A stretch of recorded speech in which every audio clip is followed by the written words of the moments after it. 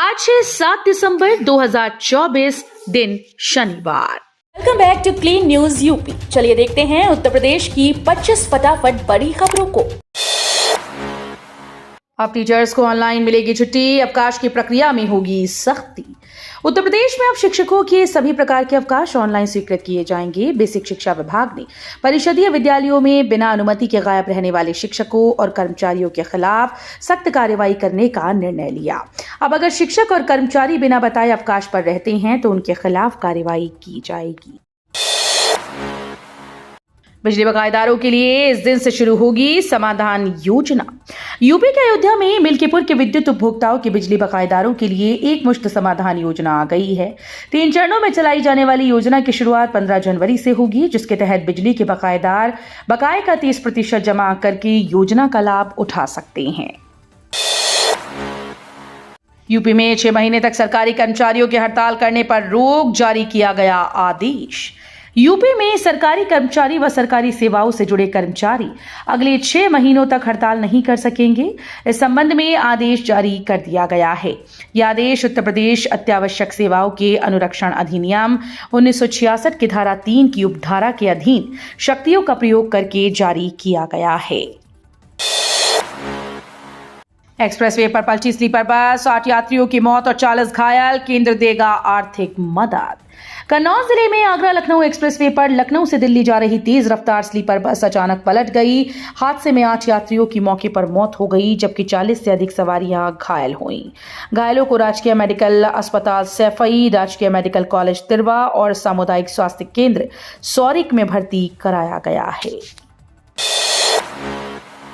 BHU degrees में बढ़ाए सुरक्षा के इंतजाम, QR कोड के स्कैन से सामने होगा छात्रों का डेटा। अपने 104वें दीक्षांत समारोह में बीएचयू ने परंपराओं को सहेजने के साथ ही कुछ जरूरी बदलाव भी किए। इनमें सबसे प्रमुख डिग्रीज में किया गया बदलाव है। बीएचयू से मिलने वाली डिग्रीज इस बार न सिर्फ अंतर्राष्ट्रीय मानकों के अनुरूप होंगी, बल्कि सुरक्षा की दृष्टि से बेहतर होंगी। इनमें अंक बढ़ाने से लेकर नकली डिग्री तैयार करने सहित अन्य तरह के फर्जीवाड़े नहीं किए जा सकेंगे। बीएचयू से मिलने वाली उपाधियों में कई बदलाव की जरूरत लंबे समय से महसूस की जा रही थी। यूपी के 6 लाख से अधिक आउटसोर्सिंग कर्मियों को मिलेगी शोषण से मुक्ति, हितों की रक्षा के लिए सरकार बना रही नियम। यूपी में आउटसोर्सिंग कर्मियों के खिलाफ अवैध कार्रवाई व शोषण की शिकायतें आम हैं। इन्हें दूर करने और सर्विस प्रोवाइडर एजेंसीज को जवाबदेह बनाने का तंत्र विकसित किया जाएगा।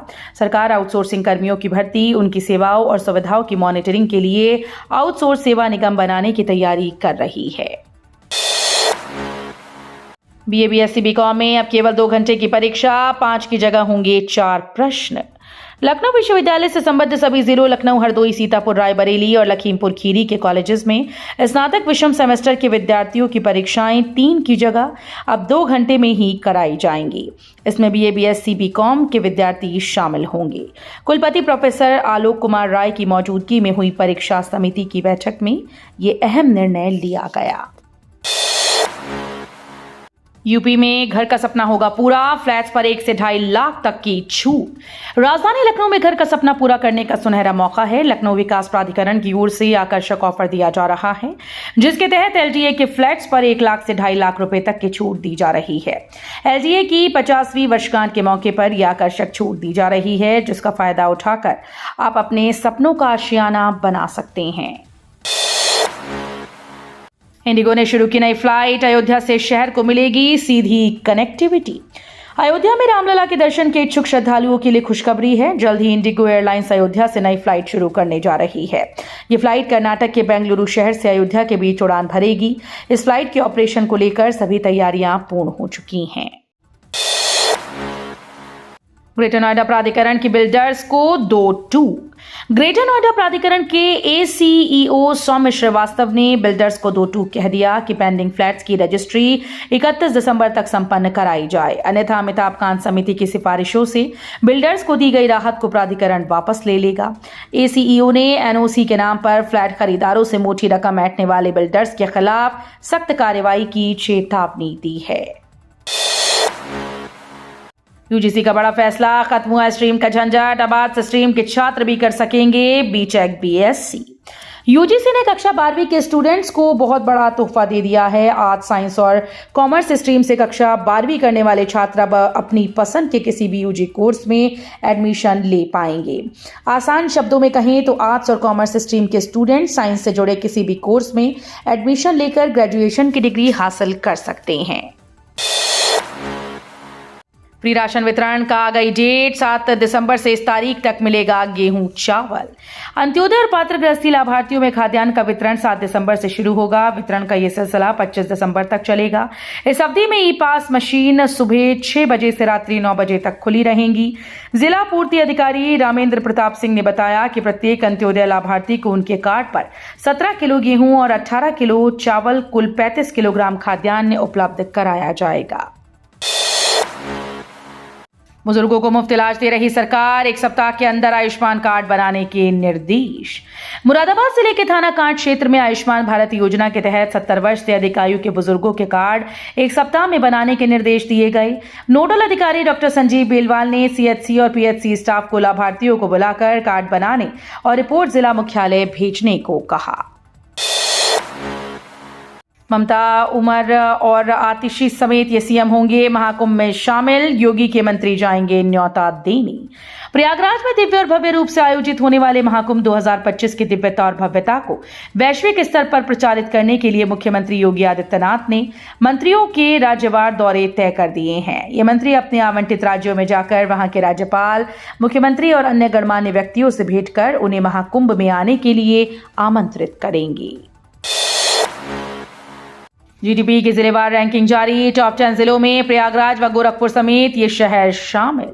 जीडीपी की जिलेवार रैंकिंग के हिसाब से गोरखपुर व वाराणसी ने बेहतर काम कर दिखाया। मुख्यमंत्री योगी आदित्यनाथ के निर्देश पर जिलेवार तैयार की गई जीडीपी रैंकिंग में इस बार भी गौतम बुद्ध नगर शीर्ष पर है तो राजधानी लखनऊ दूसरे स्थान पर और गाजियाबाद तीसरे स्थान पर है। यूपी में अगले 36 घंटों तक चलेगी तेज हवा, बूंदाबांदी बढ़ाएगी सर्दी, अलर्ट जारी।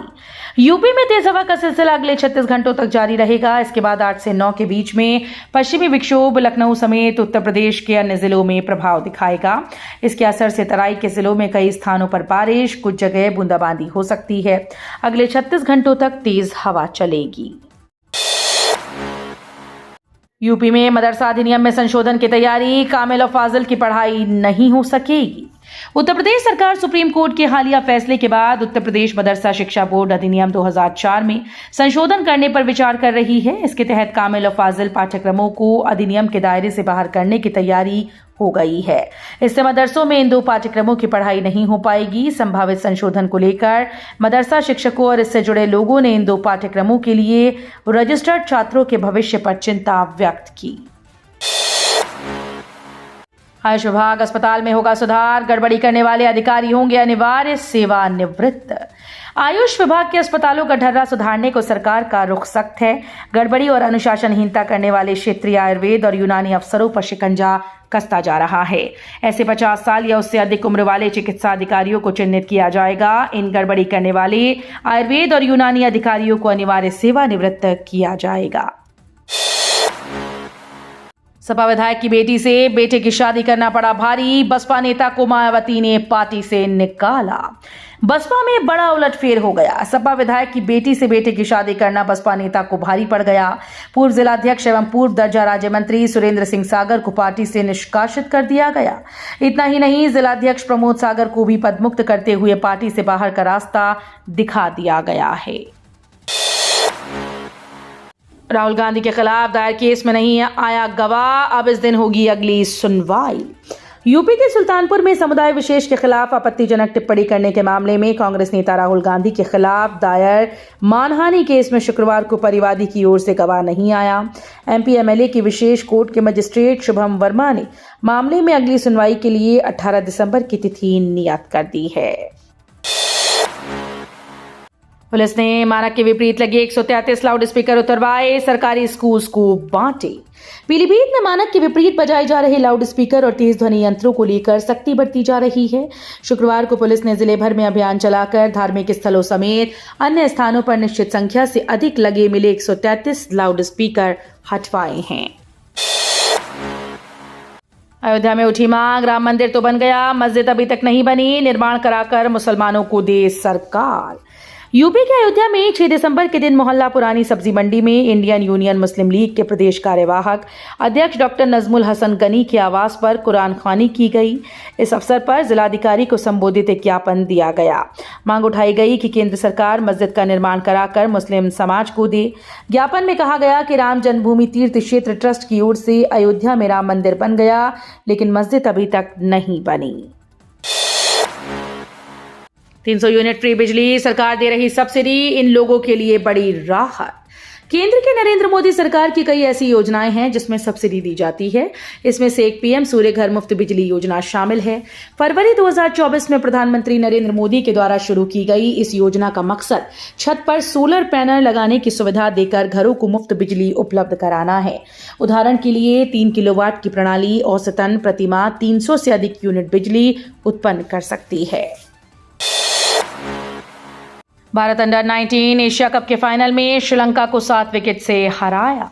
अंडर 19 एशिया कप के दूसरे सेमीफाइनल में भारत ने श्रीलंका को 7 विकेट से हरा दिया। 8 दिसंबर को फाइनल में टीम इंडिया का सामना बांग्लादेश से होगा। वहीं शारजाह में टॉस जीतकर बल्लेबाजी करने उतरी श्रीलंकाई टीम ने इंडिया को 174 रन का टारगेट दिया। जवाब में भारत ने 21.4 ओवर में 3 विकेट खोकर जीत हासिल की। 13 साल के वैभव सूर्यवंशी ने सबसे ज्यादा 67 रन बनाए। एसबीआई ने जूनियर एसोसिएट भर्ती के लिए नोटिफिकेशन किया जारी, आज से करें आवेदन। स्टेट बैंक ऑफ इंडिया ने जूनियर एसोसिएट के पद पर भर्ती के लिए नोटिफिकेशन जारी कर दिया है। इसके मुताबिक ये भर्ती लद्दाख यूटी के लिए जारी की गई। इच्छुक और योग्य उम्मीदवार आज यानी कि 7 दिसंबर 2024 को इस वैकेंसी के लिए आवेदन कर सकते हैं।